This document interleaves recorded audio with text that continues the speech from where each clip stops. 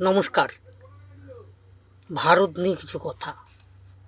ভারত প্রাচীনকাল থেকেই ভারতবর্ষ নামে পরিচিত। এই ভারতবর্ষ দেশটা বহুত্ববাদীর দেশ। বহু এক ভূমি, বিশাল জ্ঞান, সীমাহীন প্রজ্ঞার ভূমি এই ভারতবর্ষ। শুরু থেকেই ভারত ছিল বহুত্ববাদী। তাই এই বহুত্ববাদী ভাবনার মূল শিকড় খুঁজে পাওয়া যায় ঋগ্বেদে। এইকম সদা বিপ্রা বহুধা বদন্তি, অর্থাৎ যার অর্থ সত্য এক, কিন্তু জ্ঞানীরা তাকে বিভিন্নভাবে প্রকাশ করে।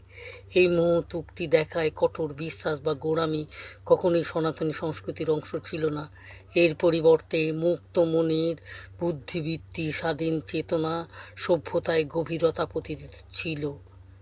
তাই মহারাষ্ট্রের ইলোরার গুহাগুলি, যেগুলো হেরিটেজ, সেগুলো সম্বন্ধে আজও আলোচিত, আজও বিতর্কিত রয়ে গেল।